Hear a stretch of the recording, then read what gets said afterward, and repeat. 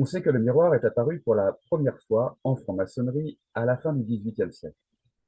Si c'est, semble-t-il, au rite écossais rectifié qu'il est d'abord convoqué, on note que le miroir a également été introduit dans le rite écossais ancien et accepté et dans le rite français.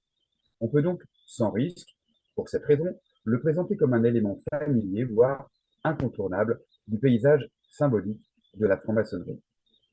Ce statut, bien sûr, justifie pleinement qu'une place lui soit accordée au sein de la collection des symboles maçonniques. C'est ce qui fut fait avec la publication de cet ouvrage en 2019. Conçu comme une petite histoire des représentations, mon ouvrage chemine de manière chronologique depuis l'Antiquité jusqu'à la période moderne, qui a vu l'émergence de la franc-maçonnerie.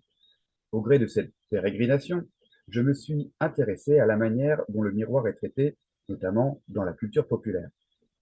Si l'on ne pouvait pas passer à côté de Blanche-Neige et de son miroir magique, il convenait aussi d'explorer les différentes facettes du miroir telles qu'elles nous apparaissaient, par exemple, sous la plume de J.K. Rowling dans la saga Harry Potter ou sous celle de Lewis Carroll avec De l'autre côté du miroir.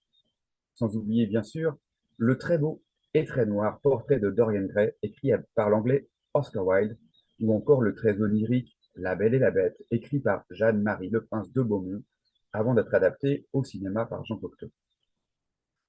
Loin d'obscurcir la compréhension, tous ces différents éléments, au contraire, l'enrichissent et l'étayent, et ils nous permettent, in fine, de donner sens à un symbole qui n'a cessé de fasciner les artistes et les auteurs depuis l'Antiquité, au point d'ailleurs d'avoir été, pour les raisons que l'on comprend, introduit dans les rituels.